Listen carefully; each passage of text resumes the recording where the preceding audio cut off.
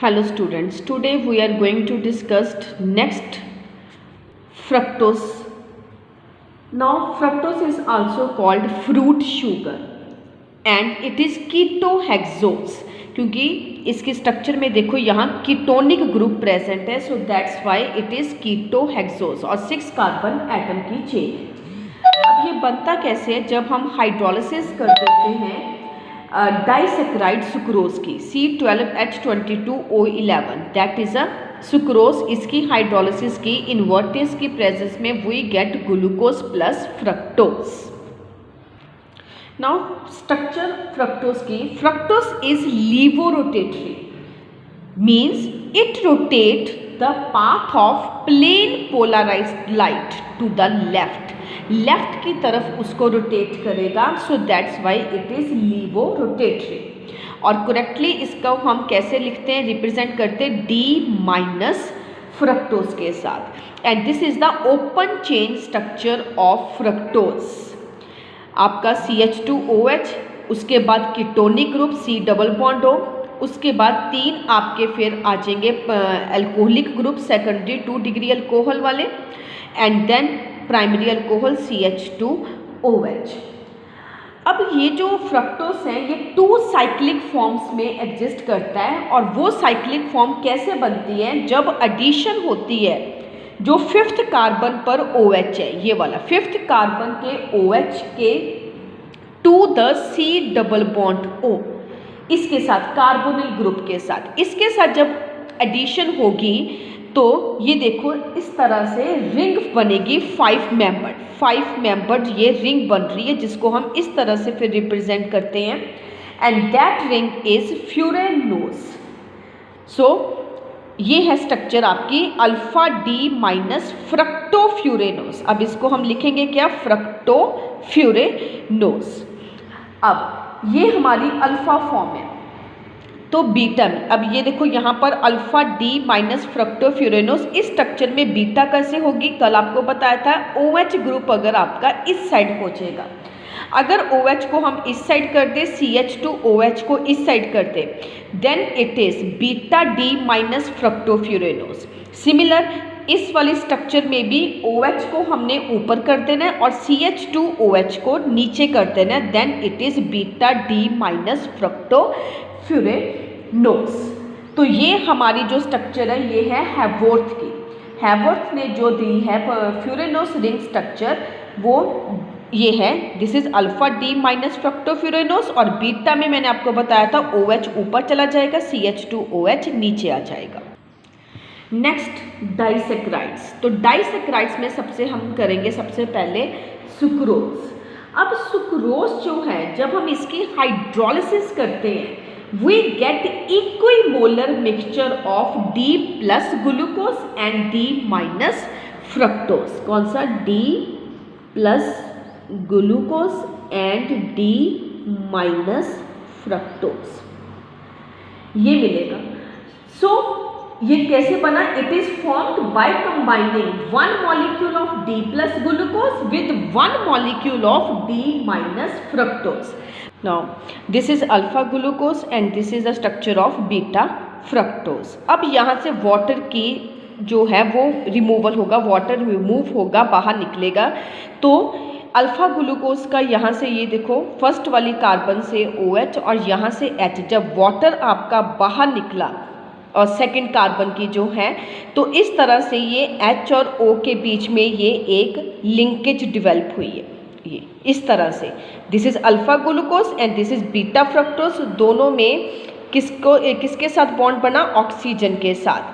तो ये जो ऑक्सीजन का ये बॉन्ड बना है ग्लूकोज और फ्रक्टोज के बीच में, इस लिंकेज को हम बोलते हैं glycosidic linkage. It's very important, definition बहुत बार पेपर में आती है ग्लाइकोसिडिक लिंकेज की। तो ग्लाइकोसिडिक लिंकेज क्या होगी? It is the linkage between 2 monosaccharide units.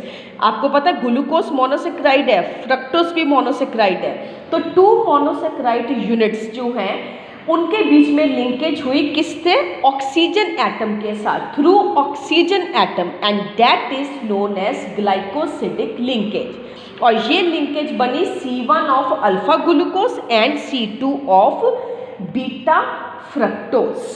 This is the structure of sucrose and इसी में हमने किया ग्लाइकोसिडिक लिंकेज। तो कई तरह के ऐसे आगे भी हम मॉलिक्यूल्स करेंगे। जब भी वाटर निकलेगा और इस तरह से आपका ऑक्सीजन के साथ बॉन्ड जो बनेगा, that linkage is known as glycosidic linkage. Next is inversion of cane sugar. अब सुक्रोज हमारा डेक्स्ट्रोरोटेटरी है विद स्पेसिफिक रोटेशन जो है उसकी 66.5 डिग्री है सुक्रोज की। On hydrolysis, it give equimolar mixture of D plus glucose and D minus fructose। अभी sucrose जब आपको बताया तो वहाँ पर मैंने आपको बताया था कि कैसे बनता है। जब हम उसकी सुक्रोज की हाइड्रोलिसिस करते हैं, we get D plus glucose and D minus fructose। अब D plus जो ग्लूकोज है उसकी जो रोटेशन है वो है 52.5 डिग्री और D माइनस फ्रक्टोज की है 92.4 डिग्री। ये है प्लस 52.5, यह है माइनस 92.4 डिग्री। तो यहाँ पर जो लीवो रोटेशन फ्रक्टोज की है वो बहुत ज़्यादा है as compare to dextro rotation of glucose. So levo rotation ज़्यादा होने की वजह से तो जो आपका रिजल्टिंग मिक्सचर होगा वो लीवो होगा, दैट इज लीवो रोटेटरी। अब यहाँ पर हो क्या रहा है, ऑप्टिकल रोटेशन हो रही है dextro to laevo. Dextro to laevo optical rotation हो रही है, मतलब plus to minus. So overall process को हम बोल देते हैं inversion of sugar and that process is known as inversion of cane sugar and equimolar mixture of D plus glucose and D minus fructose is called invert sugar। इनको बोलते हैं invert sugar, D plus glucose और D minus fructose को। Next है maltose C12H22O11। इसकी कैसे preparation होती है, जब हम पार्शियल हाइड्रोलिसिस करते हैं। पार्शियल हाइड्रोलिसिस की हमने स्टार्च की C6H10O5 एंजाइम्स किसकी प्रेजेंस में, डायस्टेस एंजाइम की प्रेजेंस में, और we get maltose C12H22O11।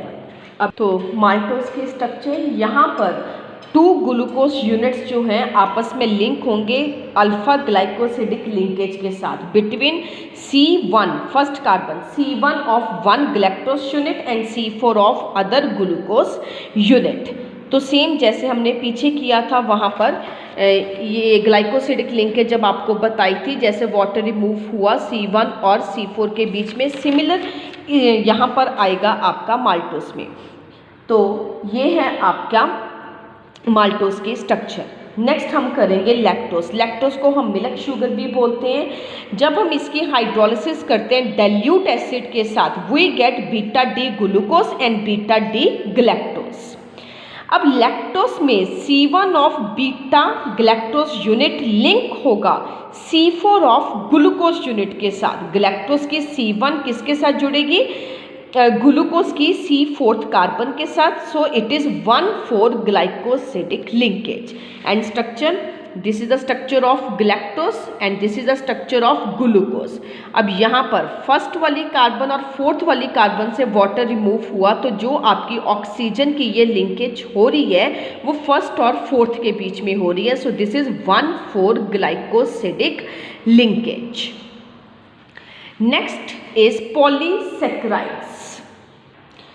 Now polysaccharides में सबसे पहले हम करेंगे स्टार्च। स्टार्च हमारा जो है मेन स्टोरेज पॉलीसेक्राइड्स है प्लांट्स में and it is very important dietary source for human beings. Higher content starch के सीरियल्स में, फ्रूट्स, ट्यूबर और सम वेजिटेबल्स में होते हैं। स्टार्च जो है वो एक पॉलीमर है, alpha glucose and consist of 2 components। 2 components है, one is amylose and other is amylopectin। amylose 20%, amylopectin 80%। amylose हमारा वाटर soluble है, amylopectin insoluble है। अमाइलोस लीनियर पॉलीमर है, अमाइलोपेक्टिन ब्रांच्ड पॉलीमर है। यहाँ पर जो ग्लाइकोसिडिक लिंकेज होगी C1 C4 के बीच में, यहाँ पर C1 C6 के बीच में। आयोडीन के side they give blue colour and they does not give blue colour with iodine. It constitutes 15 to 20% starch and it constitutes 80 to 85% starch. So these are the differences between amylose and amylopectin. Now this is the structure of amylose. तो यहाँ पर alpha linkage हो रही है किसके बीच में, ये सारे हमारे ग्लूकोज के यूनिट्स हैं, अल्फ़ा डी ग्लूकोज के। तो सेम यहाँ पर वाटर आपका रिमूव होता जाएगा और C1 और C4 के बीच में ग्लाइकोसिडिक लिंकेज होती जाएगी। तो ये एक चेन बनती जा रही है। So this is the structure of amylose. And amylopectin में क्या होगा, यहाँ पर आपके ये देखो दो ग्लूकोज के ये यूनिट हैं और उनके बीच में ये ग्लाइकोसिडिक लिंकेज हो रही है। फिर आपका नीचे को ये ब्रांच बन रही है। तो ब्रांचिंग जब बन रही है तब आपकी C1 और C6 के बीच में ग्लाइकोसिडिक बॉन्ड डिवेल्प हो रहा है। तो ये जो ब्रांच की फॉर्म में स्ट्रक्चर बन रही है that is a amylopectin. Next is star cellulose. Cellulose जो है वो हमें कहाँ मिलते हैं, प्लांट्स में, and it is the most abundant organic substance in plant kingdom. तो सेलुलोज की स्ट्रक्चर कैसे है, this one is the structure of cellulose. यहाँ पर C1 of one glucose unit और C4 of next glucose unit जो है उनके बीच में ग्लाइकोसिडिक लिंकेज होगी, तब ये आपकी चेन बनेगी। This is all about today's session. Thank you.